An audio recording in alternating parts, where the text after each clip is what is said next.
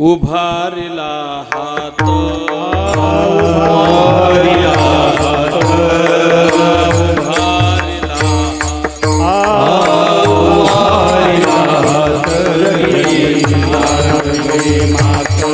जगी जाणविली मात जगी जाणविली मात जगी जाणविली मात जगी जाणविली मात जगी जाणविली मात देव बैसले सिंहासनी देव बैसले सिंहासनी देव बैसले सिंहासनी देव बैसले सिंहासनी आल्या पुरे धनी आल्या याचका पुरे धनी आल्या याचका पुरे धनी आल्या याचका पुरे धनी आल्या याचका पुरे धनी आल्या याचका पुरे धनी आई काचा कैवाडे आई काचा कैवाडे आई काचा कैवाडे आई काचा कैवाडे काचे कोडे उगवी आणि काचे कोडे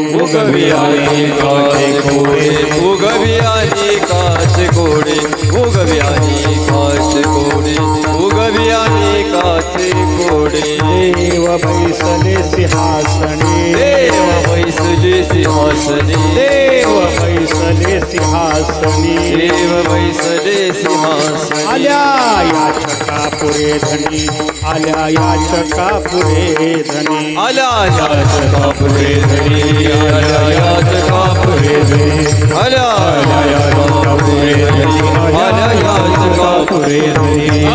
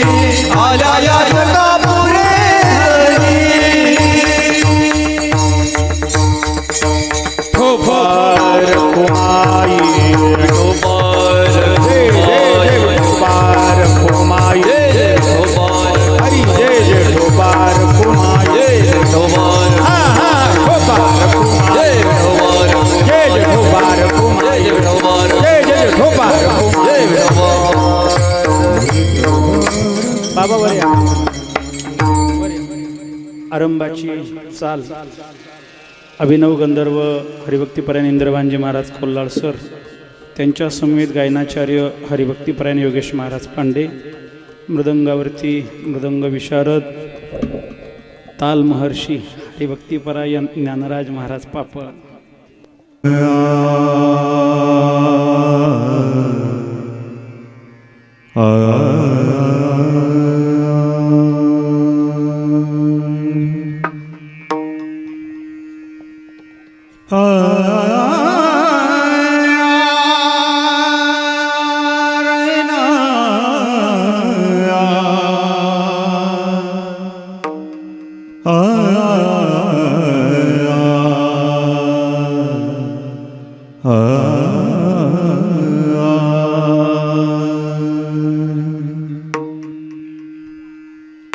उभारिला हात उभारिला हात उभारिला हात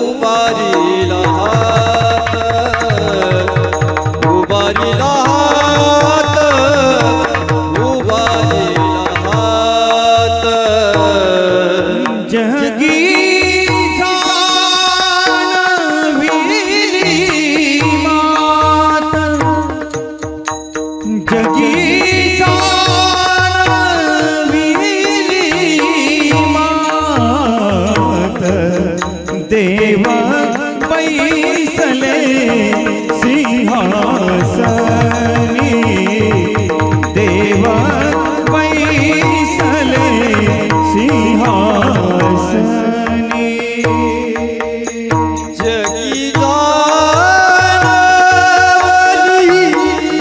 मात जगी दानवली मात देव बैसले सिंहासनी देव बैसले सिंहासने आल्या याचका पुरधनी आल्या याचका पुरधनी आल्या याचका पुरधनी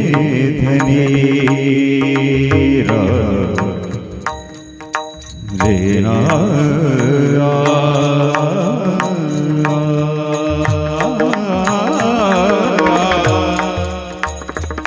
आल्या याचका पुरधनी आल्या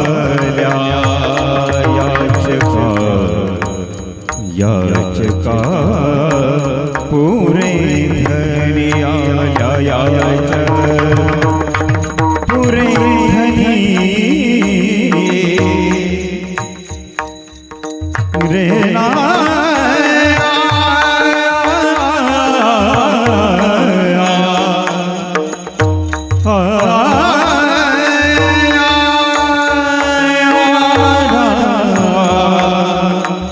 आल्या याचका पुरधनी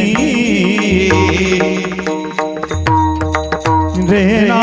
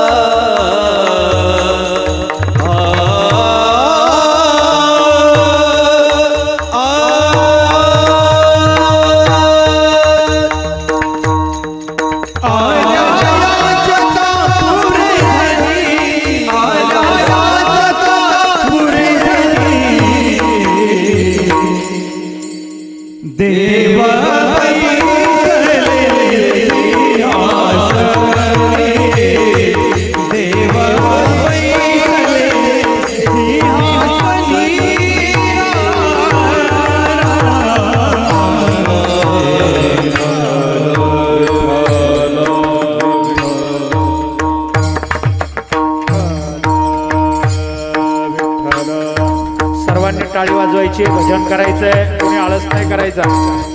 विठ्ठल विठ्ठल विठ्ठल विठ्ठल विठ्ठल विठ्ठल विठ्ठल विठ्ठल विठ्ठल विठ्ठल विठ्ठल विठ्ठल विठ्ठल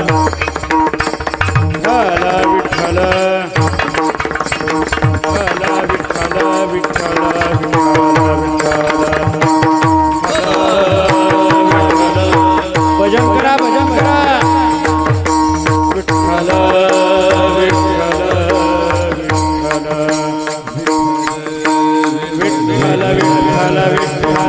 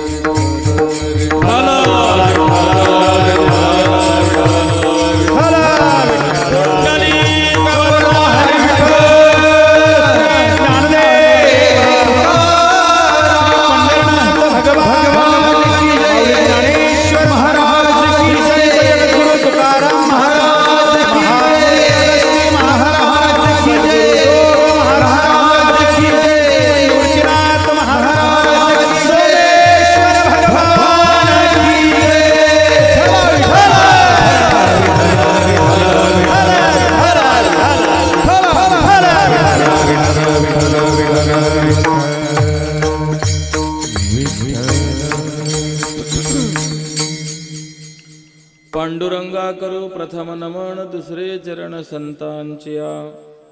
त्यांच्या कृपादाने कथेचा विस्तारू बाबाजी सद्गुरु दास तुका. जयांचे केलिया स्मरण, होय सकळ विद्यांचे अधिकरण.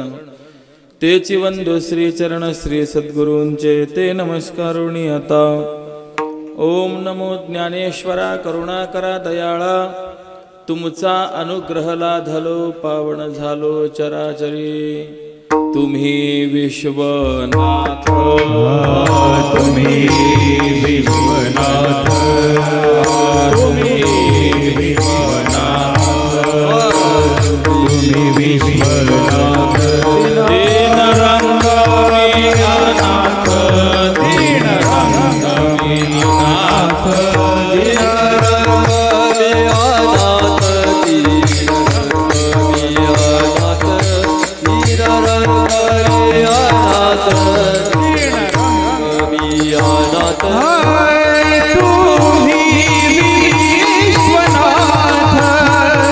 दीन रंग मीनाथ, दीन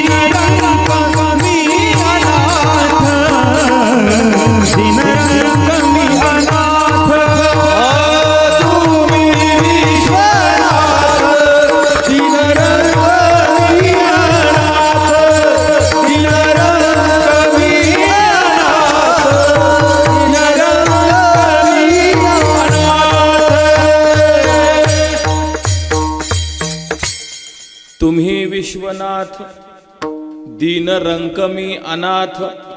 कृपा कराल ते थोडी, पाया पडिलो बराडी. उभारिला हात, जगी जाणविली मात. देव बैसले सिंहासनी, आल्या याचका पुरे धनी. एकाच्या कैवाडे, उगवे बहुतांचे कोडे. दोही ठाई तुका, नाही पडो देत चुका. देव बैसले सिंहासनी, आल्या याचका पुरे धनी.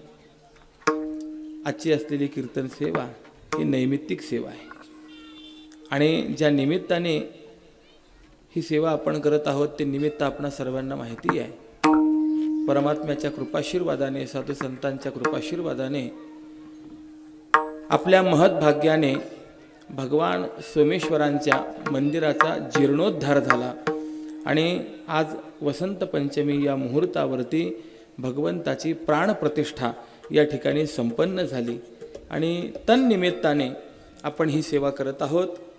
सेवेकरता घेतलेला अभंग जगद्गुरु जगदवंदनीय भक्तीचे कळस विरक्त शिरोमणी देहोनिवासी सुप्रसिद्ध साधू तुकोबाराय यांचा असून महाराजांनी या अभंगाच्या माध्यमातून आपल्याला हात उंचावून एक गोष्ट जाणवून दिली आहे की आज मितीला देव आपल्या सिंहासनावरती बसलेले आहेत आणि असं असल्यामुळे त्या देवाच्या दरबारामध्ये जो कोणी जे काही मागायला येणार आहे ते सर्व देण्याकरता देव उदार आहे आणि समर्थ आहे. आल्या याचका पुरे धनी. आज या ठिकाणी भगवंताची प्राणप्रतिष्ठा झाली. याला निमित्त जरी कोणी असेल तरी देखील या सोहळ्याचा उपयोग मात्र हा सर्वांना होणारा आहे. आणि म्हणून महाराजांनी सांगितलंय एकाच्या कैवाडे उगवे बहुतांचे कोडे.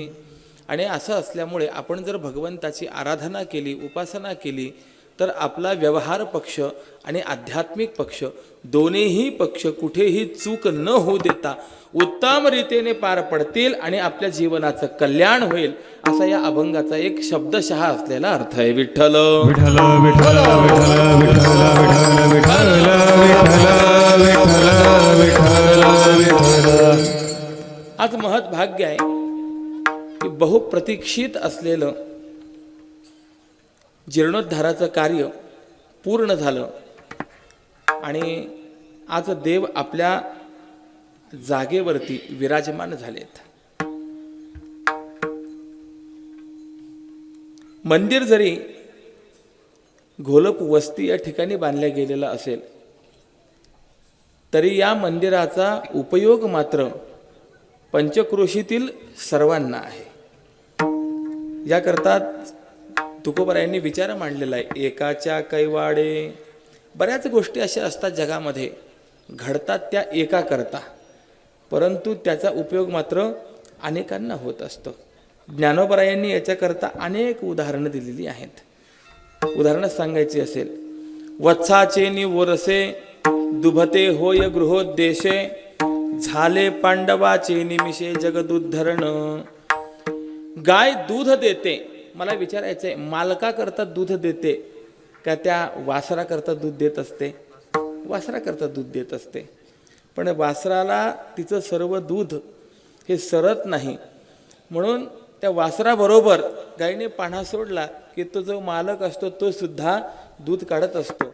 गायीने दूध दिलं वासरा करता, परंतु त्या गायीचा जो मालक आहे त्याच्या घरामध्ये दूध दुभतं होतं. म्हणजे एका करता घडलेली क्रिया अनेकांना उपयोगाला आली की नाही.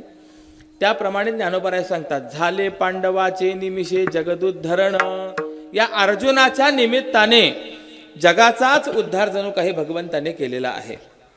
हिचं पुढचं उदाहरण ज्ञानोबराय आपल्याला देतात. का अनन्यगती कमळा लागी सूर्य ये वेळोवेळा की सुखी जा होई जे डोळा त्रिभुवनीचा. थोडा विचार करा. आपण जर एखाद्या ठिकाणी सर्व्हिसला असो, नोकरीला असो, तर बऱ्याच वेळेला असं होतं की नाही, पूर्वकल्पना न देता आपण गैरहजर राहतो, दांडी मारतो. कधी कधी असंही होतं की आपण रीतसर पूर्वी अर्ज देतो आणि रजा घेऊन आपण गैरहजर असतो. परंतु कधी कुणाला असं आठवलंय का आजपर्यंत सूर्याने कधी आपली गैरहजेरी दाखवली आहे? अहो 4 दिवस झाले सूर्योदयच झाला नाही, असं कधी झालंय? नाही. बरं, रोजीला होतोच होतो. त्यातले त्यात याच्या पुढे जाऊन जर सांगायचं असेल, ठरलेल्या वेळेला होतो, हे विशेष आहे. आपण कामावर जातो, पण कामावर जात असताना कधी अगोदर जातो, कधी उशिरा जातो, असं होतं की नाही? बरेच बहादर असे होते, सेवेला जातच नसत आणि दुसऱ्या दिवशी गेले की मास्टरवर सही करायचे. आम्ही उपस्थित होतो. आणि ही बाब ज्या वेळेला सरकारच्या लक्षात आली त्यावेळेला त्यांनी ठरवलं की काहीतरी रामबाण इलाज केला पाहिजे आणि तो इलाज शेवटी काढला थंबचा. याचा अर्थ असा आहे, तुम्ही कितीही जरी शिकलात शेवटी अंगठे बहादर. सांगायचं तात्पर्य मला असं आहे की वेळेत जावं लागतं तर तुमची त्या दिवसाची हजेरी जी आहे ती मानली जाते, अन्यथा मानली जात नाही. परंतु सूर्याचा जर आपण विचार केला तर पंचांगामध्ये जो सूर्योदयाचा वेळ दिलेला असेल, जो सूर्यास्ताचा वेळ दिलेला असेल, अगदी त्याच वेळेला सूर्योदय सूर्यास्त होतात की नाही? कधी असं झालंय का पंचांगात 7 वाजेला सूर्योदय सांगितलाय, 9 वाजेला सूर्योदय झालाय? असं होत नाही. मग रोज सूर्योदय होतो, वेळेला होतो. हा रोजचा होणारा सूर्योदय कशा करता, कुणा करता, असा जर प्रश्न विचारला तर कदाचित तुम्ही आम्ही म्हणू की आपल्याला कामं करण्याकरता प्रकाश पाहिजे म्हणून रोज सूर्याचं येणं जाणं होतं. माऊली सांगतात तसं नाही. का अनन्य गती कमळा, कमळ जे आहे ते अनन्य गतिक आहे. कमळाचं वैशिष्ट्य असं आहे, जोपर्यंत कमळावरती सूर्याची किरण पडत नाहीत तोपर्यंत काही केल्या ते कमळ उमलत नाही. ते कमळ जे आहे हे सूर्यप्रकाशाविषयी कसं आहे? अनन्य आहे. अनन्य म्हणजे काय? त्याचा सरळ सरळ अर्थ असा आहे की एकाच्या वाचून दुसऱ्याचा आश्रय न करणे याला अनन्यता असं म्हणायचं आहे. अन्याश्रयानाम त्यागो अनन्यता. आपल्या चित्तामध्ये, आपल्या अंतःकरणामध्ये एकच देव असणं, एकच ध्येय असणं, एकच तत्व असणं, असं ज्याच्या ठिकाणी आहे त्याला अनन्य असं म्हणतात. एक उदाहरण मी आपणास सांगून जातो. या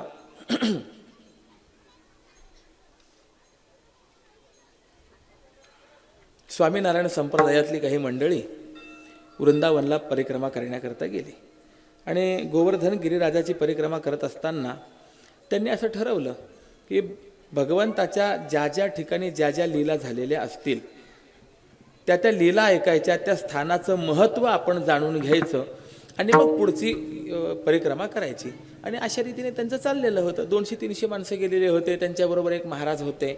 आणि त्या त्या ठिकाणी गेल्यानंतर ते एक व्यासपीठ आपलं ठेवायचे, महाराज त्यावर बसायचे आणि या ठिकाणी भगवंतांनी कोणती लीला केली होती, या स्थानाचं महत्त्व काय आहे ते समजावून सांगायचे. अशा रीतीने त्यांची ती परिक्रमा चाललेली असताना एक ठिकाणी त्या महाराजांचं प्रवचन चाललेलं होतं. सगळी माणसं समोर बसलेली होती आणि तिथला जवळचा एक शेतकरी, त्यांनी काही माल वगैरे विकलेला असेल, बाजार वगैरे काहीतरी घेऊन आलेला. त्यांनी पाहिलं बरेचसे मंडळी बसलेली आहेत, महाराज काहीतरी सांगतायत, काय सांगतात आपल्या स्थानाविषयी हे ऐकावं म्हणून त्याने आपल्या डोक्यावरचं पोतं खाली ठेवलं आणि त्या पोत्यावरती तो बसला.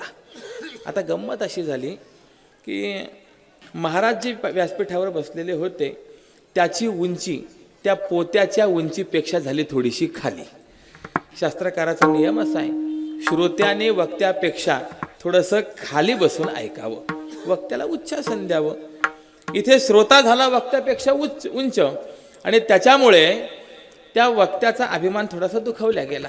आणि त्या वक्त्याने सांगितलं, महाराजांनी जाऊन आणणारे त्याला कोण आहे. ज्या वेळेला याला धरून नेलं त्या महाराजांनी प्रश्न विचारला, कोण आहेस रे तू? त्याने विचार केला, माझ्याच गावामध्ये येतात आणि मलाच विचारतात कोण आहेस तू. म्हणून त्याने सांगितलं, मी कोणते नंतर सांगतो, तुम्ही कोणते सांगा. तुम्ही कोण सांगा म्हटल्यानंतर त्या महाराजांना वाटलं हे काही सरळ प्रकरण नाही. त्या महाराजांनी उत्तर दिलं, आम्ही अनन्य आहोत, सांग आता तू कोण आहे. तो म्हणला, तुम्ही अनन्य तर मी फनन्य म्हणला. त्याने उत्तराला उत्तर आपलं देऊन टाकलं. त्या महाराजांनी प्रश्न विचारला, फनन्य म्हणजे काय? हा म्हणला, अनन्य म्हणजे काय ते सांगा. महाराजांनी सांगितलं, एका कृष्णा वाचून दुर्गा, शंकर, शक्ती वगैरे इतर कुणाची जो पूजा करत नाही त्याला अनन्य असं म्हणतात. सांग आता फनन्य कोण? तो म्हणला, तुम्हाला बाकीच्या देवांची नावं तरी माहिती आहेत, मला कान्हा वाचून दुसरा कुणीच माहिती नाही म्हणून मी फनन्य. विठ्ठल विठ्ठल विठ्ठल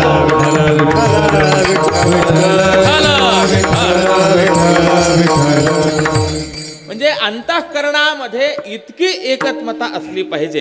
एक धरिला चित्ती आम्ही रखुमाईचा पती, आम्ही रखुमाईचा पती, आम्ही रखुमाईचा पती.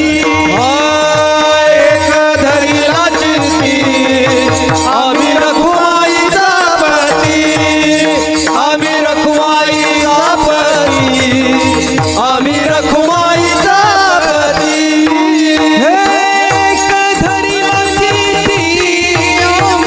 रखुमाई कापती धरिला चित्ती आम्ही रखुमाई कापती,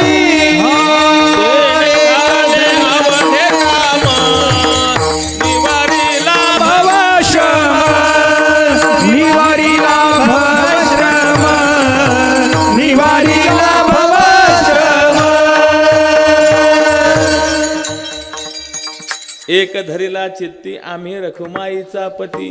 कुठेही एक ठिकाणी माणसाची श्रद्धा ही दृढ असली पाहिजे, तो अनन्य असला पाहिजे. जर अनन्य असेल तर त्याच्याकरताच ह्या क्रिया घडतात.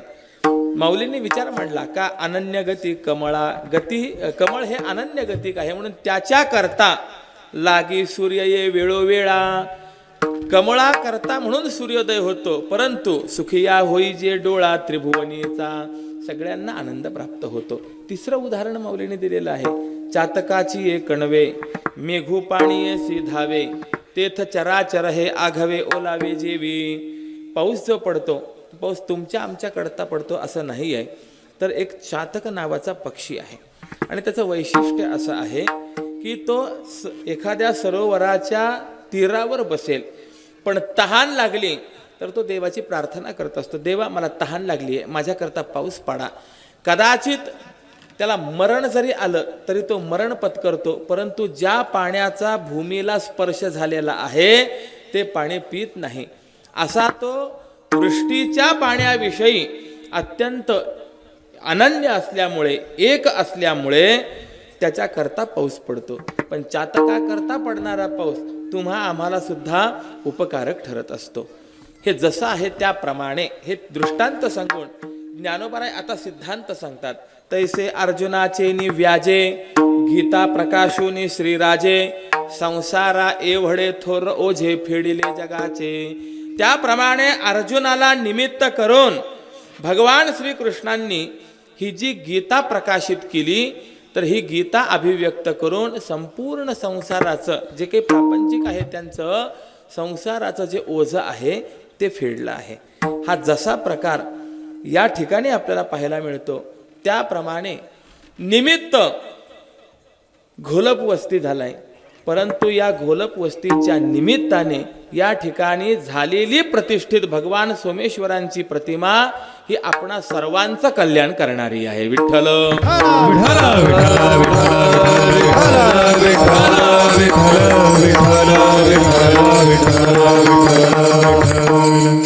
काही गोष्टी अशा असतात की त्याच्यावरती कुणाचाही एकाचा मालकी हक्क नसतो.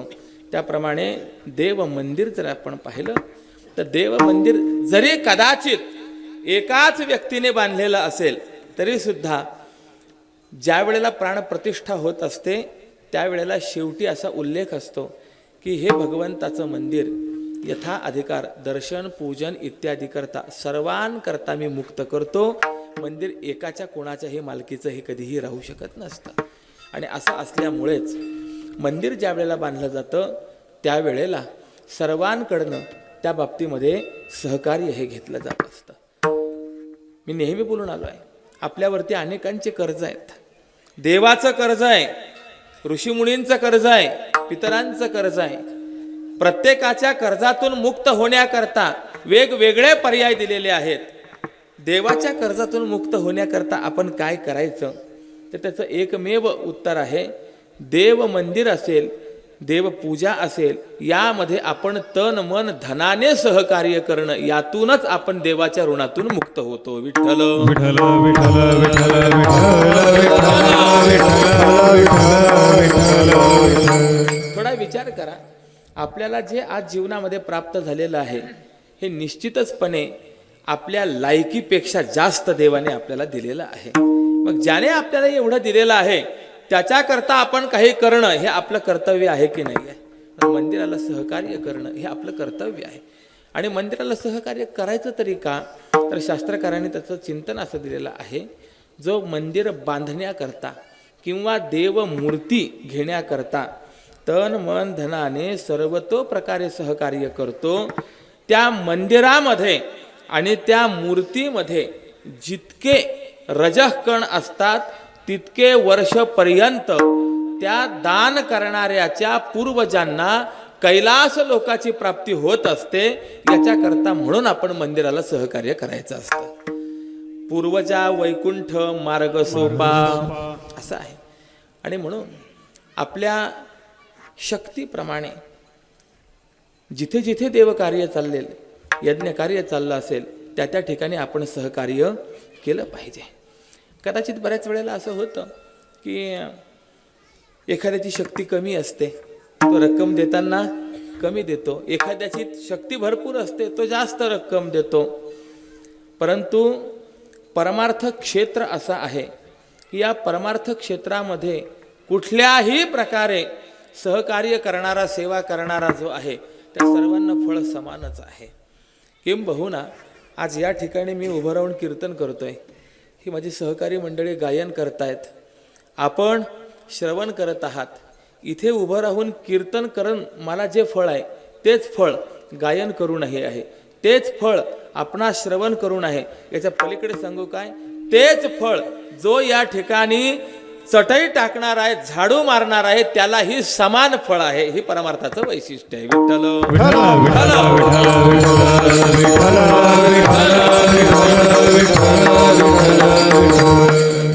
नेहमी माणूस आपल्याकडे मोठी सेवा घेण्याचा प्रयत्न करतो, मानाची सेवा घेण्याचा प्रयत्न करतो. परंतु जय जगा धाकुटा होई जे तय जवळी का माझे, जो जगाला धाकुटा होतो त्याला देवाची प्राप्ती होत असते बरं का. उदाहरण तुम्हाला मी सांगतो. ज्या वेळेला उद्या काला आपण ऐकणारच आहात, भगवान श्रीकृष्ण मध्ये स्वतः उभे राहिले आणि सभोवताली त्यांनी आपले सगळे गोपाळ सवंगडी बसवले. त्या सर्वांना प्रसाद द्यायचा होता. पण ते सवंगडी बसवताना कसे बसवले बघा.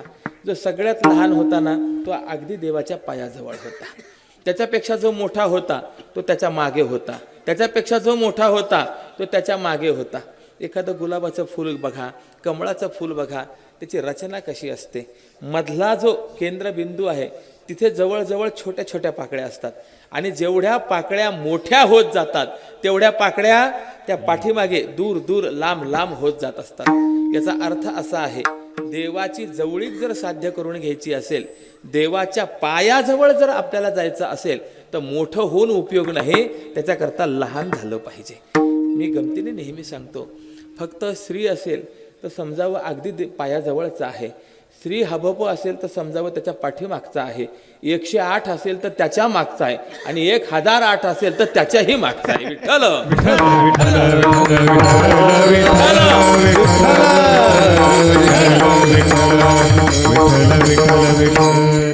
मग आपण ठरवायचं आहे आपल्याला कुठे जायचं आहे. म्हणून तर तुकोबारायाने देवाकडे मागणं मागितलं, लहानपण देगा देवा, लहानपण देगा देवा,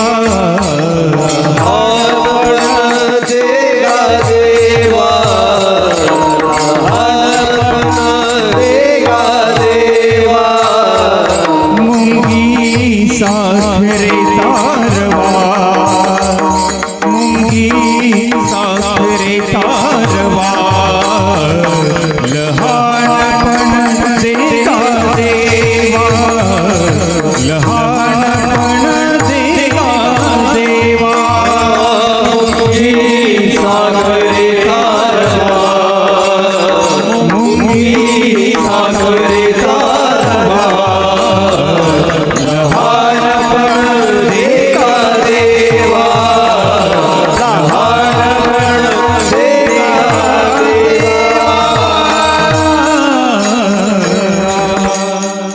लहानपण देगा देवा, मुंगी साखरेचा रवा. लहान भाव. महाभारतामध्ये इतिहास आपल्याला पाहायला मिळतो, पांडवांनी राजसूय यज्ञ केला. या यज्ञामध्ये अग्रपूजा कुणाची झाली हो? भगवान श्रीकृष्णांची.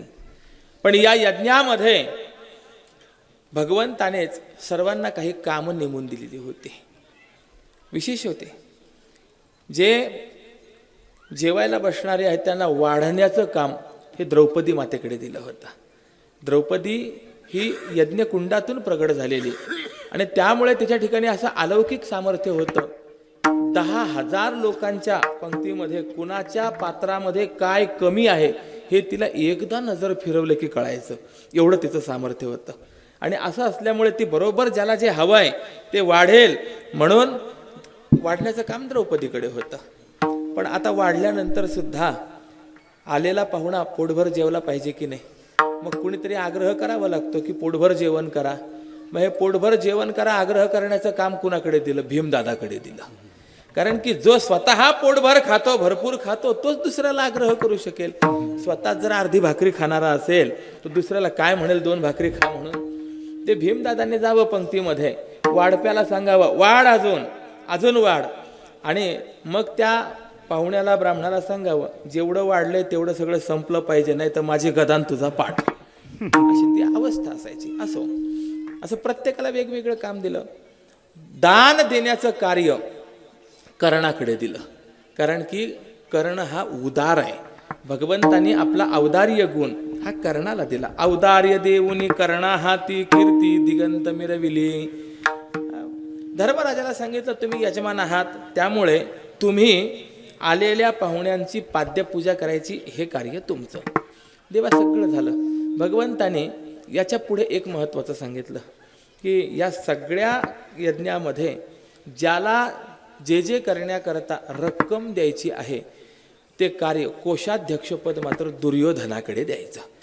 हे ऐकल्याबरोबर सगळेजण जरा आश्चर्यचकित झाले. देवा काय चाललंय काय तुमचं?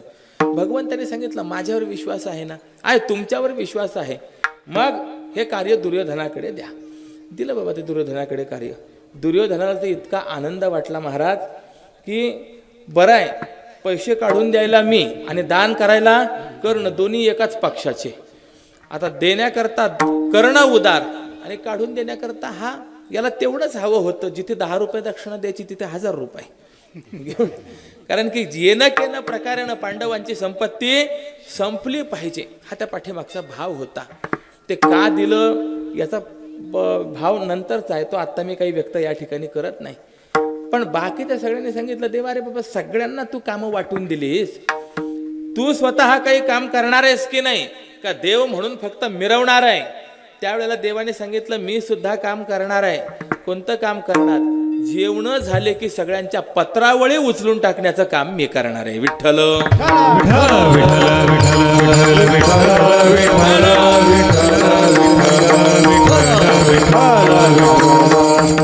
मला विचारायचंय, देवाला मोठी मानाची सेवा घेणं शक्य होतं का नाही?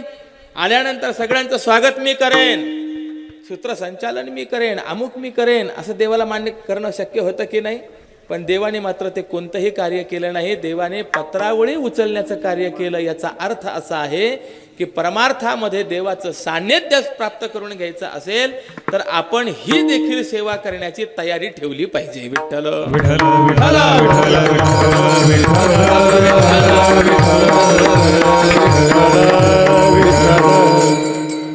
आणि याच भूमिकेतून भगवान सोमेश्वराच्या मंदिराच्या जीर्णोद्धारा करता सुद्धा अनेकांनी तन मन धनाने आपापल्या परीने जशी जमेल तशी या ठिकाणी सेवा केली, सहकार्य केलं.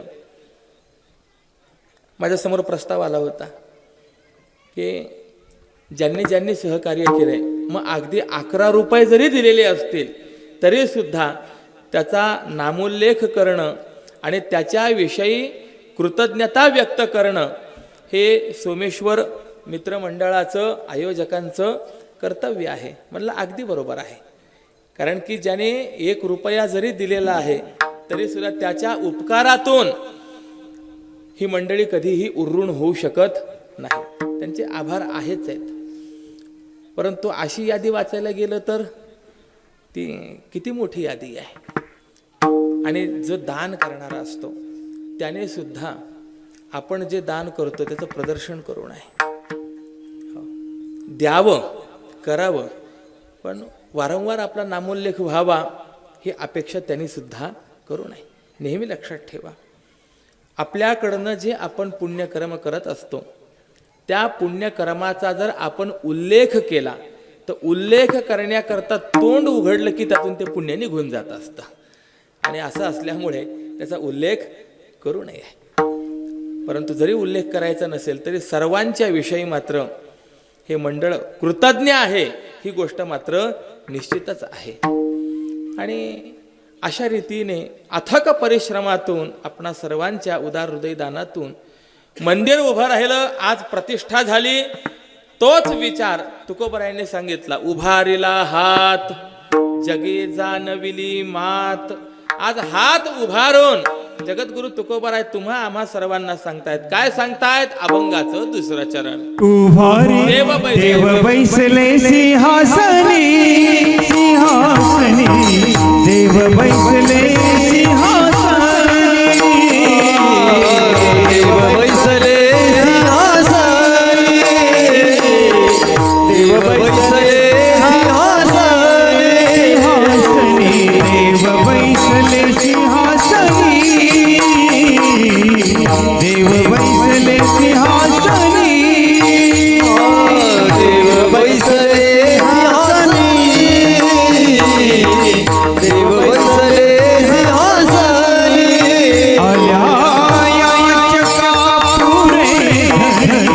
आल्या याचका पुरे धनी देव बैसले सिंहासनी सिंहासनी देव बैसले सिंहासनी आल्या याचका पुरे धनी आल्या याचका पुरे धनी देव बैसले सिंहासनी देव बैसले सिंहासनी देव बैसले सिंहासनी आल्या याचका पुरे धनी आल्या याचका पुरे धनी आल्या याचका पुरे धनी ओ देव बैसले सिंहासनी आल्या याचका पुरे धनी आल्या याचका पुरे धनी आल्या याचका पुरे धनी देव बैसले सिंहासनी आल्या याचका पुरे धनी. आज भगवान सिंहासनावरती बसले आहेत. राजाला बसण्याकरता जे आसन आहे ते कोणतं आसन असतं? सिंहासन मानलं जात असतं. कारण की वेगवेगळ्या आसनावर बसण्याचे वेगवेगळे परिणाम शास्त्रकारांनी सांगितलेले आहेत. आपण लाकडावर बसलो, बरेच जण असतात की नाही, पाठ टाकतात आणि पाटावर बसून साधना करतात.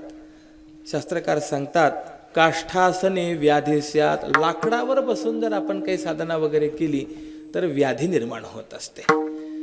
धरण्याम दुःख संभूती. फक्त जमिनीवर बसून जर आपण काही साधना केली तर दुःख प्राप्त होत असतं. म्हणून घोंगडी असावी, कांबळ असावं, लोकरीचं आसन असावं, हे आपल्यासारख्यांकरता चांगलं असतं. एम बहुना हरणाच्या कातड्यावर बसून जर साधना केली त्याचं फळ वेगळं आहे.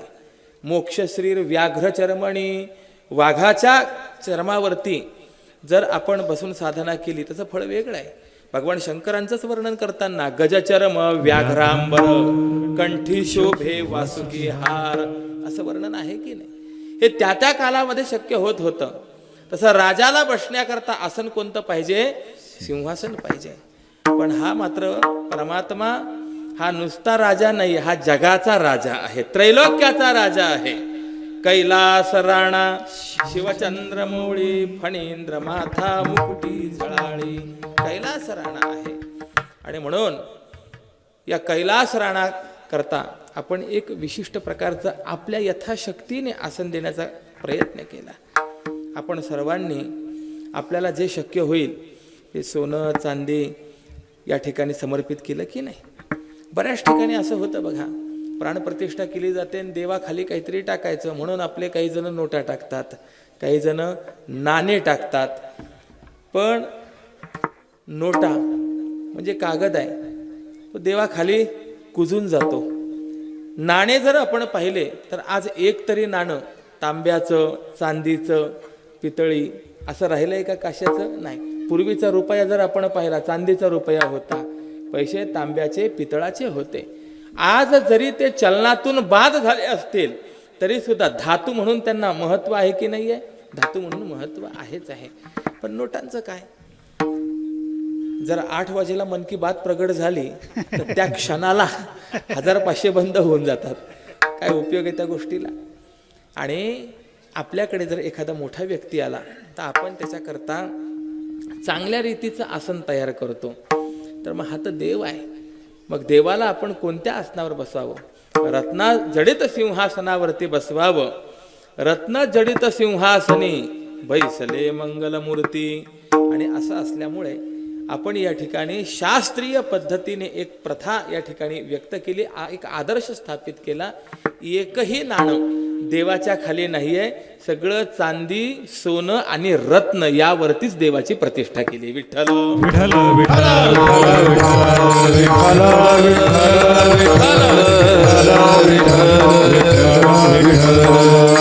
आणि म्हणून तुकोबाराचे बोलतात देव बैसले सिंहासनी. ही जी बाब आहे ही बाब या ठिकाणी अत्यंत रीतीने सार्थ अशी आपल्याला पाहायला मिळेल. मग आता देव सिंहासनावर बसल्यानंतर मग काय?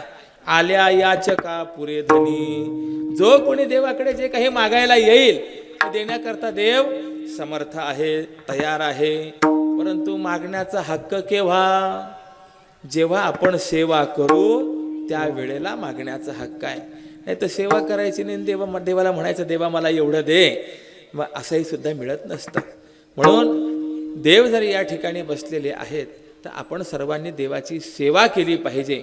हा महत्त्वाचा संदेश या माध्यमातून मला तुम्हाला द्यायचा आहे. रोजीला आपण भगवंताचं दर्शन घ्या. देवाच्या दारामध्ये येऊन नामस्मरण केलं पाहिजे.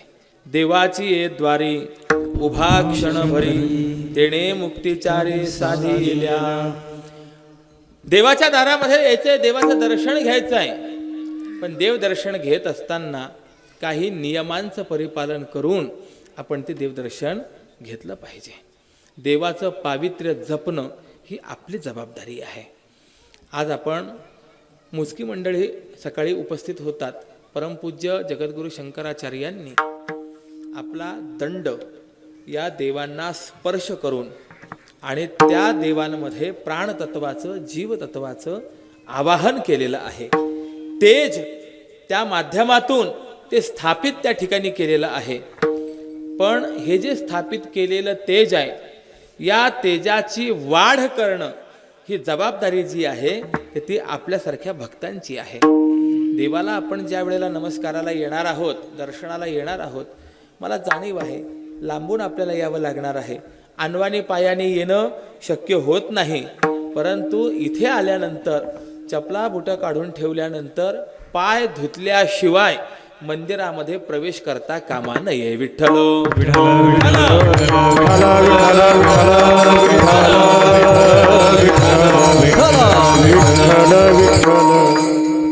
देव पवित्र आहे हो, देवाला काही फरक पडत नाही. पण आपण अपवित्र अवस्थेमध्ये जाणं हे आपल्याला योग्य नाही आहे. थोडा विचार करा. एकाही गुरुद्वारामध्ये आपण हातपाय न धुता आणि डोक्यावरती आच्छादन न करता जाऊन दाखवा बरं. नाही. जिथून प्रवेश करायचा आहे तिथेच 5 फुटाचं पहिले कुंड तयार करूनच ठेवलेलं असतं. तुम्ही हातपाय धुतल्या वाचून पुढे जाऊ शकत नाही. आणि तुमच्या मस्तकावर आच्छादन नसतील, तुम्हाला बाहेर काढून टाकतात, नाही स्वीकारत. असे अनेक धर्म आहेत की त्या धर्मांच्या प्रार्थनास्थळी जात असताना त्या नियमांचं परिपालन करूनच जावं लागतं. मग जर हे नियम बाकीचे सर्व पाळतायत तर आपण आपल्या देवाकरता हे पावित्र्य पाळणं का गरजेचं नाहीये? पाळलंच पाहिजे. ज्या ज्या ठिकाणी आपले देवस्थान आहेत त्या प्रत्येक ठिकाणी या पावित्र्यानेच आपण गेलं पाहिजे. का पावित्र्य पाळण्याची गरज आहे? सवळं ओवळं ही केवळ कपोल कल्पना नाहीये, त्या पाठीमागे उद्देश आहेत. मी तुम्हाला एक उदाहरण सांगतो. एखादा आपला पेशंट जर ICU मध्ये ॲडमिट असेल आणि आलेला बघण्याकरता व्यक्ती जो आहे त्याला पाहायला जायचं असेल, तसंच जाऊ देतात का जसा बाहेरनं आला तसाच? नाही. त्याला पहिले हातपाय धुवायला लावतात, त्यांचे जे वस्त्र असतात, कपडे असतात, ते कपडे घालायला लावतात आणि नंतर त्याला पाहायला जाऊ देतात. बरं, ते सुद्धा त्यांनी पाहायचं अंतरावरनं पाहायचं का जवळून पाहायचं? अंतरावरनं पाहायचं. विचारा डॉक्टरांना, अहो पेशंट आमचा आहे, आम्ही पैसे देतोय तुम्हाला त्याचे, आम्हाला आमच्या व्यक्तीजवळ जाऊ द्या, आम्हाला तुम्ही एवढे बंधनं घालतात. ते सांगतात आम्ही जे बंधनं घालतोय ते तुमच्या रुग्णाच्या हिताकरता बंधनं घालतोय.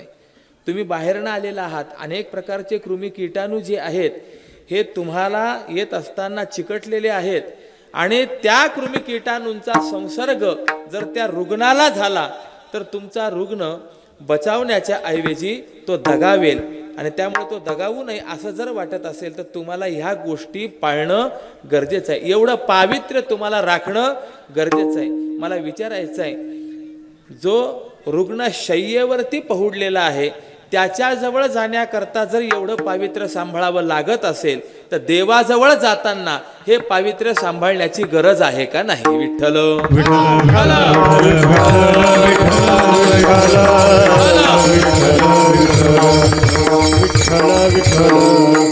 आज आपण भारतीय संस्कृती, आपले संस्कार अगदी विसरत चाललेलो आहोत. बऱ्याच वेळेला असं होतं, बाहेरनं आला हातपाय धुतलेले नसतात, तसाच आपला फार फार तर हात धुतो आणि जेवणाकरता बसतो. शास्त्रकार सांगतात नाही रे बाबा, जेवायला जरी बसायचंय हातपाय धुतल्या वाचून, कपडे बदलल्या वाचून बसू नका. त्याप्रमाणे देवाला दर्शनाला यायचंय तर आपण पावित्र्य सांभाळलं पाहिजे.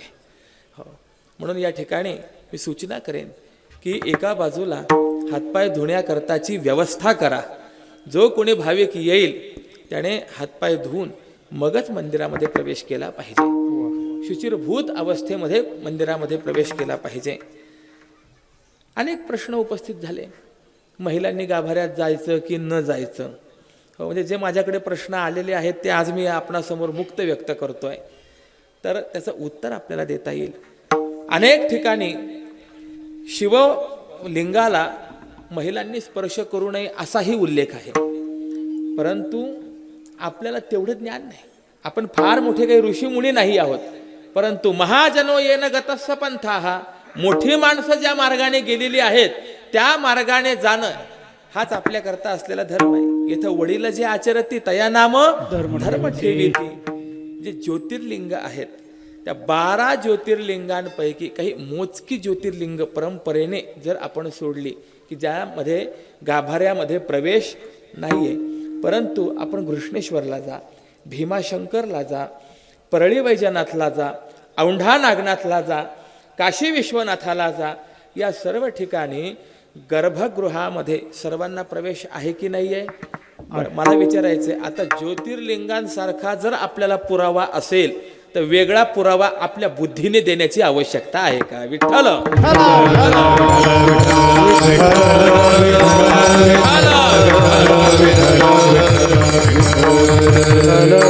तिथे जर प्रवेश असेल, हे तर आपल्या हिंदू संस्कृतीचे आधारस्तंभ आहेत, तर त्याचाच मागोवा घेत आपण या ठिकाणी प्रवेश करू शकता. फक्त प्रवेश करत असताना मी सांगितलं त्याप्रमाणे शुचिरभूतपणाने आपण तो प्रवेश केला पाहिजे. बऱ्याच वेळेला होतं की आतमध्ये गेल्यानंतर आरती करण्याचा मोह असतो, वात पेटवतात, ओवाळतात आणि तिथंच खाली लावून देतात. हां, अशी गोष्ट करू नका. पृथ्वी माता ही सर्वम सहाय, क्षमा तिचं नाव आहे. थोडा विचार करा. आज आपण कथा कीर्तन ऐकण्याकरता बसलोय, मांडी बदलताना जर दुसऱ्याला पाय लागला, क्षमा मागावी लागते की नाही? माफ करावं लागतं. परंतु आपण रोज पृथ्वीवरती चालतो फिरतो, आपल्या सर्वांना आधार पृथ्वी मातेचा आहे. ती पृथ्वी माता कधी आपल्यावर रागवली नाही, सगळं सहन करते. पण सगळं सहन करणारी पृथ्वी 2 गोष्टी फक्त सहन करत नाही: विनाकारण पृथ्वीवरती रागाने पाय आपटणं आणि असा दिव्याचा जो ताप असतो तो तिला सहन होत नाही. म्हणून नियम असा आहे, दिवा साक्षात जमिनीवर ठेवू नये, तर दिव्याखाली काहीतरी ठेवलं पाहिजे, ताटली वगैरे ठेवली पाहिजे. आणि वात जर आपण ओवाळलीच तर ती वात सुद्धा थेट जमिनीवर ठेवू नये. एखादं पात्र वगैरे असेल तर त्यामध्ये ती ठेवली पाहिजे. या गोष्टी आपण सांभाळल्या पाहिजे. पुन्हा मंदिरामध्ये हे भगवान शंकरांचं मंदिर आहे, त्यामुळे गाभाऱ्यामध्ये या शिवपिंडाला लिंगाला प्रदक्षिणा ही करायची नाही. भगवान शंकरांचं जे तीर्थ असतं, निर्माल्य असतं, हे आपल्याकडनं ओलांडलं जाणार नाही याची काळजी आपण त्या ठिकाणी घेतली पाहिजे. हो, शिवाचे निर्माल्य शिवू नये हाती. जर ते निर्माल्य आपल्याकडनं ओलांडल्या गेलं, ते तीर्थ आपल्याकडनं जर ओलांडल्या गेलं तर आपल्या ठिकाणी असलेलं ऐश्वर्य हे नष्ट होत असतं. त्यानंतर भगवान शंकरांना जल वगैरे वाहा, जलधारा प्रिय शिव हा मान्य आहे, परंतु ते अभिषेक पात्रामध्ये वाहा, पायावरती वाहा. बरेच जण अशी आहेत, तीर्थ घ्यायचं म्हणून देवाच्या पायावरनं खाली आलेलं जे आहे ते तीर्थ घेण्याच्या ऐवजी जे धारापात्र असतं, तुमच्या भाषेत सांगतो जी गळती असते, त्या गळतीला तसा हात लावतात आणि तिथेच पितात. असं चालत नसतं, हे माहिती नसतं, अज्ञान असतं, त्यामुळे ह्या गोष्टी होतात. तीर्थ जरी घ्यायचं असेल, देवाचं तीर्थ गाभाऱ्याच्या बाहेर आणावं आणि नंतर मग ते गाभाऱ्यात बाहेर तीर्थ घ्यावं. विठ्ठल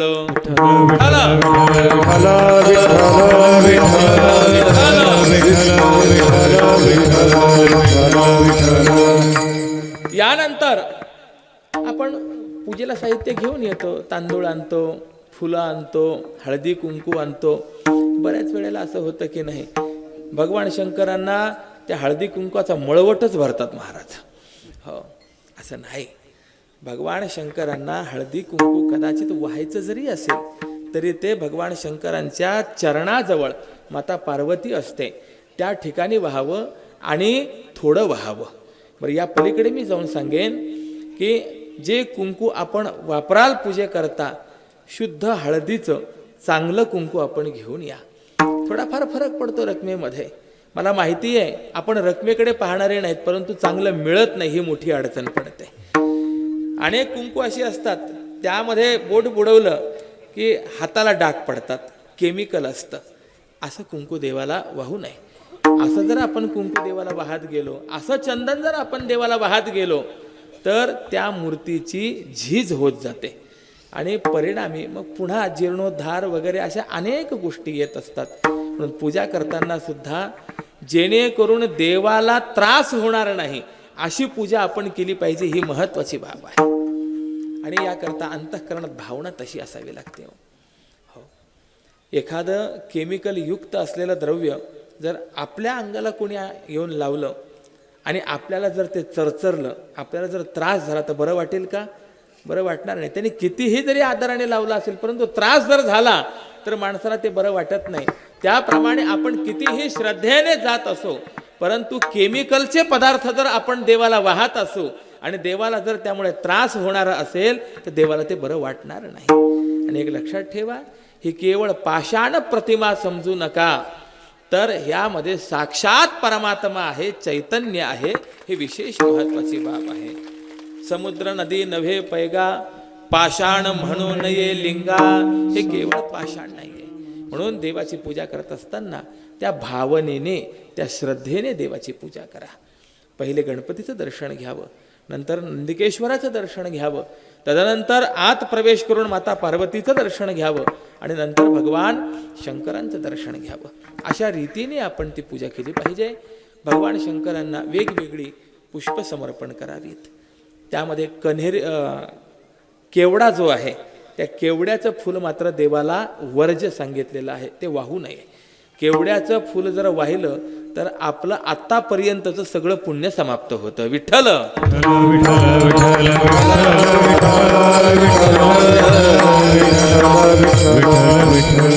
आणि तेही वाहत असताना, कोणतंही पान फळ फूल वाहत असताना यथोत्पन्नम तथा देयम, जसं झाडाला निर्माण झालेलं आहे तसं ते व्हायचं. म्हणजे देठ देवाकडे आणि तोंड आपल्याकडे, अशा रीतीने वाहा. आणि बिल्वपत्र वाहत असताना बिल्वपत्रम अधोमुखम, ते मात्र पालथं व्हायचं. अशा रीतीने भगवंताची आपण पूजा केली पाहिजे, आरती झाली पाहिजे. आणि विशेष करून सांगेन की प्राणप्रतिष्ठा झाल्यानंतर अशी पूजा तर झालीच पाहिजे, परंतु तेज अभिवृद्ध होण्याकरता पावित्र्य जपणं हे फार गरजेचं आहे.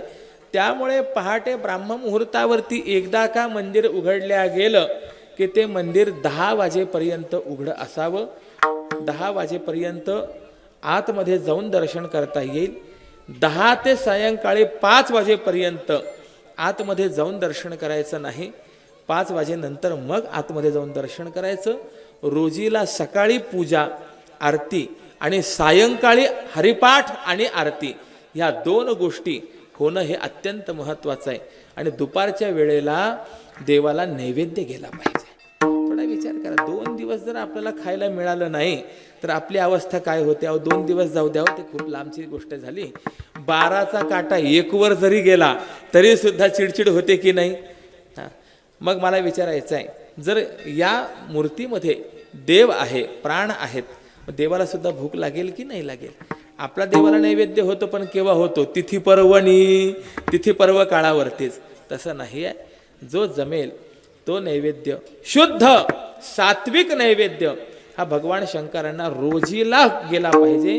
याची सुद्धा काळजी आपण सर्वांनी घ्यायची आहे. विठ्ठल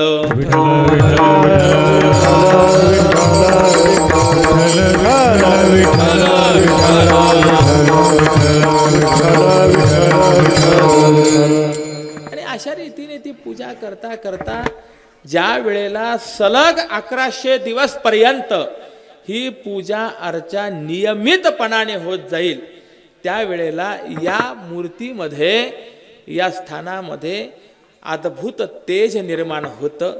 आपल्याकडे एक पद्धती आहे जागृत देवस्थान असं म्हटलं जातं. तर ते जागृत देवस्थान होण्याकरता त्यामध्ये ती शक्ती निर्माण होण्याकरता इतक्या प्रदीर्घ कालावधीपर्यंत ही उपासना करावी लागते. म्हणजे तुम्ही असं म्हणाल की मग आता 1100 दिवस झाले की बंद करतो, तसं नाही. किमान तिथपर्यंत तरी ही उपासना चाललीच पाहिजे, असा हा महत्त्वाचा भाग आहे. आणि हे सर्व करून ज्या वेळेला बाहेर याल त्यावेळेला सुद्धा भगवान शंकरांना मागपर्यंत अर्धी प्रदक्षिणा असते. कोणत्या देवाला किती प्रदक्षिणा कराव्यात त्याचे नियम शास्त्रकारांनी दिलेले आहेत. गणपतीला किती, देवीला किती, भगवान महाविष्णूंना किती, तर त्यामध्ये वर्णन असलेलं आलेलं आहे. शिवस्यार्धम प्रदक्षिणा, भगवान शंकरांना कधीही पूर्ण प्रदक्षिणा नसते. नंदीपासून प्रदक्षिणेला आरंभ करायचा, नामस्मरण करीत मागच्या बाजूपर्यंत जायचं, तिथे नमस्कार करायचा आणि तिथून पुन्हा परत यायचं. हीच भगवान शंकरांची प्रदक्षिणा मानली जात असते. अशा रीतीने आपण देवाची उपासना करा, साधना करा. अधिकाधिक या मूर्तीच्या ठिकाणी नाम जप जो आहे तो झाला पाहिजे. कारण नाम मंत्रामध्ये अद्भुत सामर्थ्य आहे. जितक्या नामाचा जप या ठिकाणी अधिकाधिक होत जाईल तितकं त्यामध्ये जाज्वल्यपणा हा अधिक प्राप्त होत असतो. आणि या पलीकडे सांगेन, भगवान शंकरांचं मंदिर म्हटल्यानंतर जो तो येतो ओम नमः शिवाय हाच जप करतो, कराच, त्याबद्दल वादच नाही. परंतु भगवान सोमेश्वरांना खरोखर आनंद व्हावा आणि त्यांनी आपल्याला फळफळवून कृपा करावी असं जर वाटत असेल तर भगवान शंकरांच्या मंदिरामध्ये रामरायाचा जप करावा. विठ्ठल विठ्ठल विठ्ठल विठ्ठल विठ्ठल. कारण या दोघांचे संबंध जर पाहिले तर ते अतिशय विलक्षण संबंध आहेत. रामराय सदा सर्व काळ भगवान शंकरांचं ध्यान करतात आणि भगवान शंकर सदा सर्व काळ रामरायाचा जप. श्रीराम जय राम जय जय राम, श्रीराम जय राम जय जय राम, श्रीराम जय राम जय जय राम, श्रीराम जय राम जय जय राम, श्रीराम जय राम जय जय राम, श्रीराम जय राम जय जय राम, श्रीराम जय राम जय जय राम, श्रीराम जय राम जय जय राम. भजन करी महादेव महादेव, भजन करी महादेव, भजन करी महादेव, भजन करी महादेव. राम पूजी सदाशिव सदाशिव, राम पूजी सदाशिव सदाशिव, भजन करी महादेव महादेव, भजन करी महादेव महादेव, भजन करी महादेव, भजन करी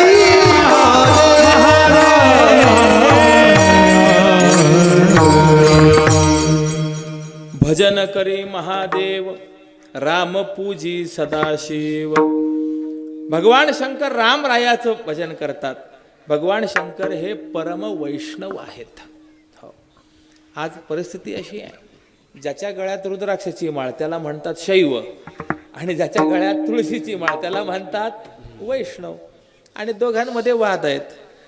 परंतु ज्याच्या नावाने गळ्यात रुद्राक्षाची माळ घातली जाते ते भगवान शंकरच परम वैष्णव आहेत. हे वैशिष्ट्य आहे. वैष्णवा नाम यथा शंभू. आणि असं असल्यामुळे भगवान शंकरांची कृपा व्हावी असं वाटत असेल, रामरायाचा आपण जप करा. रामरक्षा नावाचं स्तोत्र आहे, अतिशय दिव्य स्तोत्र आहे, अतिशय दिव्य स्तोत्र आहे. या रामरक्षा स्तोत्राने भगवान शंकरांचं पूजन अर्चन आपण या ठिकाणी केलं तर ते अधिक उत्तम ठरेल. आणि ज्या वेळेला आपण किमान ह्या ज्या काही अगदी मोजक्या जुजबी गोष्टी आहेत या रीतीने भगवंताची पूजा करू त्यावेळेला भगवान प्रसन्न होणार आहेत आणि मग आपण जे मागू ते देणार आहेत, किंबहुना आपल्याला मागण्याचा अधिकार मिळेल. आल्या याचका पुरे धनी. ते भगवान शंकर आहेत, त्यांना द्यायला काय कमी आहे महाराज. मनात आलं तर ते वाटेल ते देतात. कुबेराला सगळ्या जगाचा धनभांडार हे भगवान शंकरांनी दिलेलं आहे. हो, भगवान शंकर भोळं दैवत आहे, देण्याकरता अत्यंत उदार. म्हणून त्यांचं वर्णन आहे शिव भोळा चक्रवर्ती. चक्रवर्ती आहे आणि भोळा असे दोन शब्द आहेत. वास्तविक पाहिलं तर हे दोन शब्दांना विरोधी आहेत. हो, कधी असं होऊ शकतं का, नाही आमचे पंतप्रधान जरा भोळे आहेत, भोळसट स्वभावाचे आहेत असं म्हटलं तर कधी जमेल का? ते जो भोळसट आहे तो पंतप्रधान होऊ शकत नाही. मग हा चक्रवर्ती आहे आणि भोळा पण आहे. हे संगती लावायची कशी, तर त्याचा अर्थ असा आहे, अधिकार एवढा आहे की चक्रवर्ती आहेत, सगळ्या जगाचे राजे आहेत, परंतु स्वभावाने इतके करुणावान आहेत, दयावान आहेत की भक्ताने मागितलं तर सगळंच द्यायला तयार होतात. काय द्यायला तयार होतात? स्वतःचं घर दिलं. हो, काय झालं, माता पार्वतीने देवाकडे एकदा तक्रार केली, देवा तुमचे भक्त चांगल्या महालांनी राहतात, बंगल्यांनी राहतात आणि आपण मात्र कैलासावरती पर्णकुटीत राहतो, आपल्याकरता घर बांधलं पाहिजे.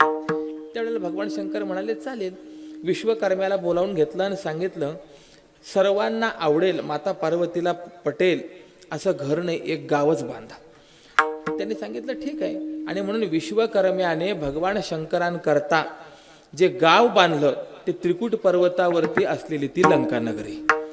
आता घर तर बांधून झालं, परंतु घरामध्ये राहायला जायचं म्हटल्यानंतर आपल्याकडे पद्धती काय आहे, त्याची पहिले वास्तुशांती केली पाहिजे. वास्तुशांती केल्या वाचून त्या घरामध्ये राहण्याचा अधिकार मिळत नसतो. मग आता वास्तुशांती करायची, जिथे भगवान शंकर स्वतः यजमान बसणार आहे तिथे ब्राह्मण पण तसाच विद्वान पाहिजे की नाही, जाणकार पाहिजे की नाही. मग आता ब्राह्मण कोण बोलवायचा, कोण त्या भगवान शंकरांना पूजा सांगेल, मोठा प्रश्न होता. भगवान शंकरांनी सांगितलं काळजी करू नका, माझ्याकडे तसा ब्राह्मण पण आहे. आणि त्या ब्राह्मणाचं नाव काय होतं महाराज? रावण. त्या रावणाला बोलावलं, त्याने सुद्धा येऊन वास्तुशांती चांगली केली. आता सगळं झाल्यानंतर भगवान शंकरांनी प्रश्न विचारला, सांग बाबा दक्षिणा काय द्यायची. म्हणजे त्यावेळेला अशी पद्धत होती, कार्य करून द्यायचं नंतर दक्षिणा विचारली जायची. आता पहिले ठरवलं जातं मग केलं जातं, हा फरक पडला. विठ्ठल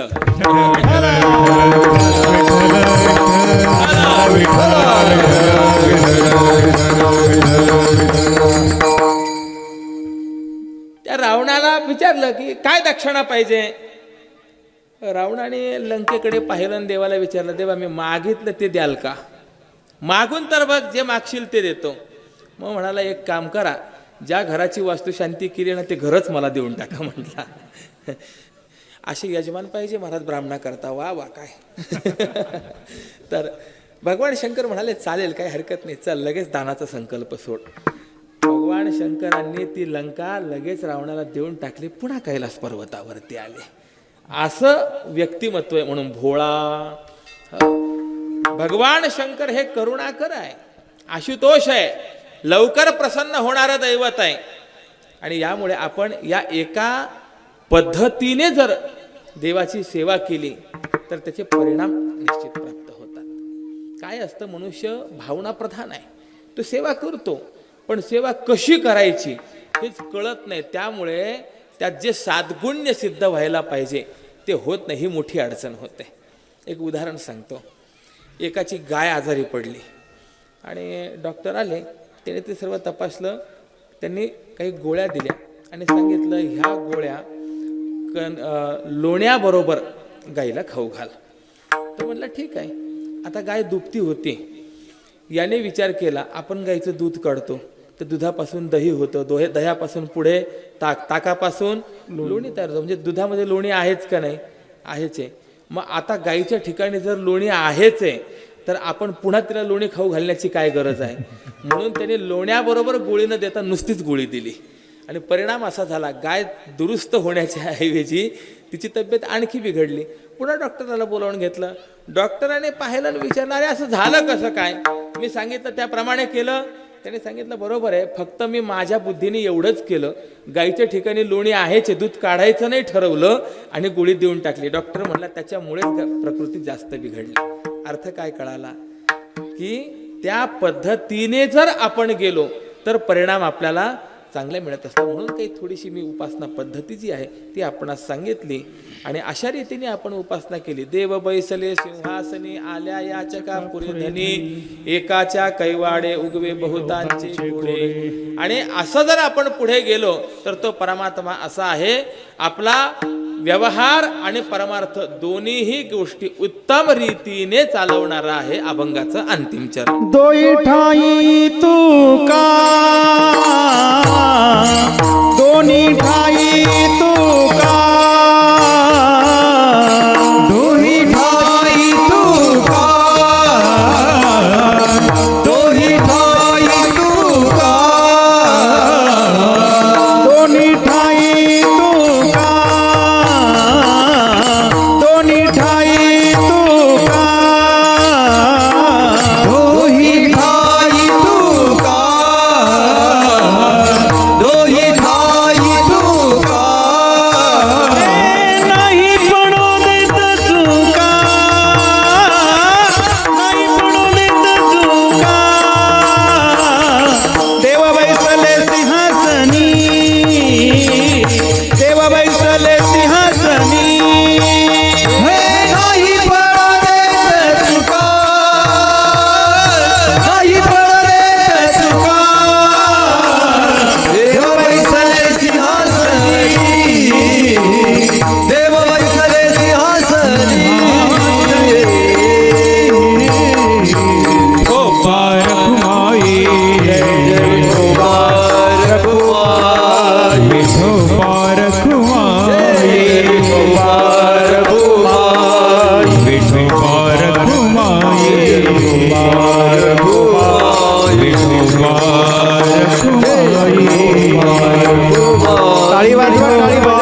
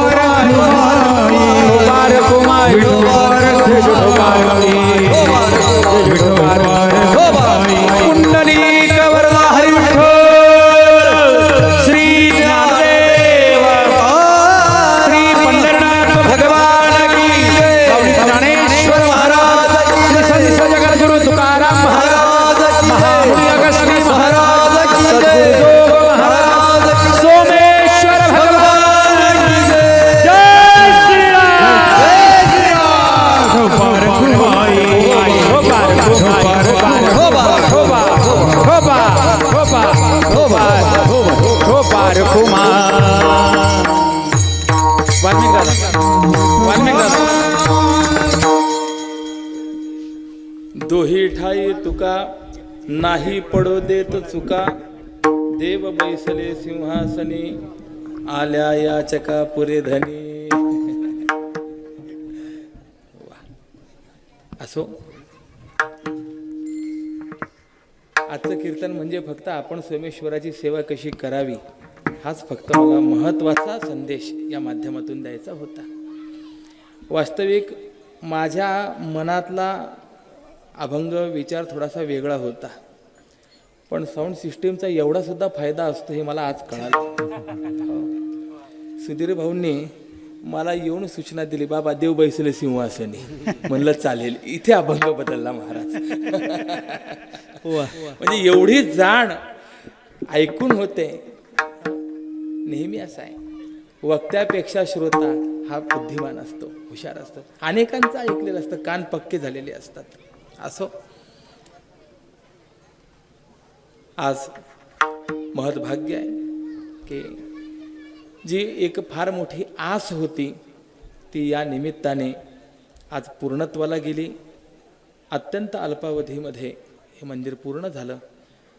काल आपण ज्या ज्येष्ठ श्रेष्ठांचा, आचार्यांचा सन्मान या ठिकाणी केला, त्या सर्वांनी अक्षरशः आश्चर्य व्यक्त केलं की एवढं भव्य दिव्य मंदिर आणि अवघ्या 1 वर्षामध्ये पूर्ण कसं होऊ शकतं.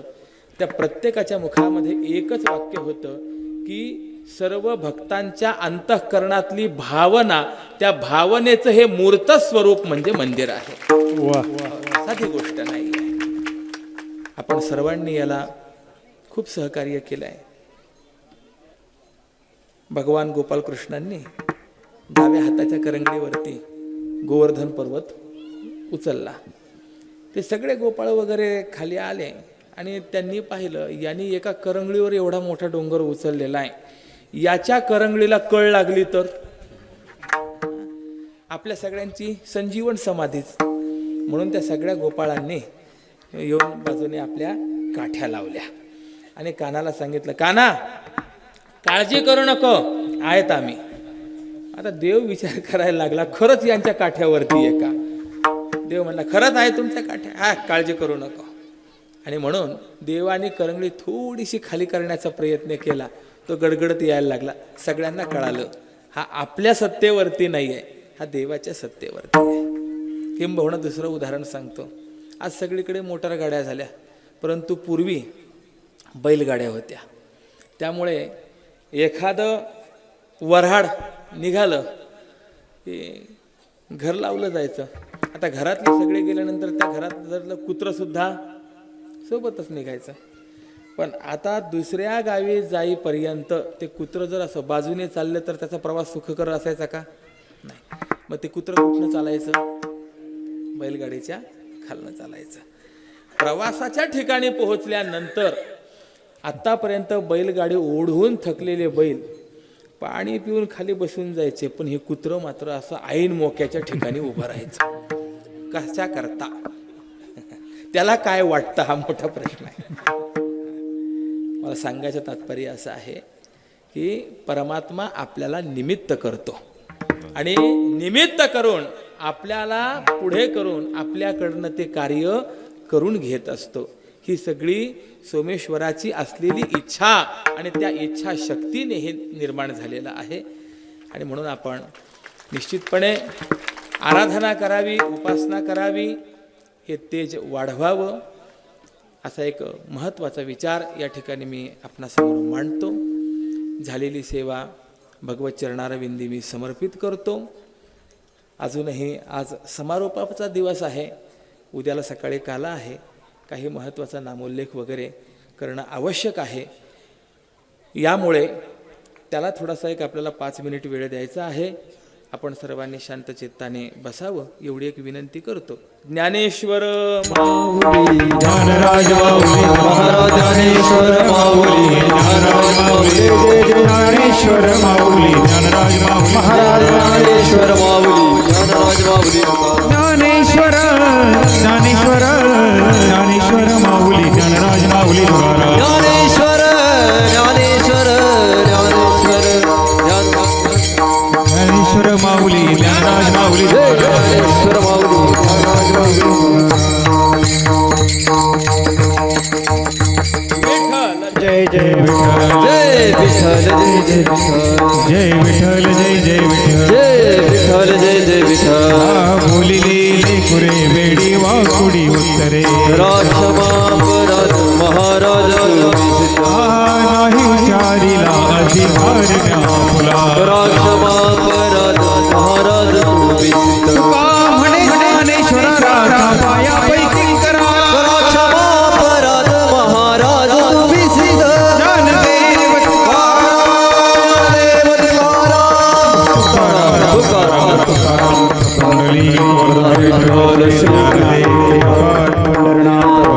मंडली ज्ञानेश्वर महाराज की श्री संत जगद्गुरु तुकाराम महाराज की महामुनि अगस्ती सोमेश्वर भगवान भगवान की जय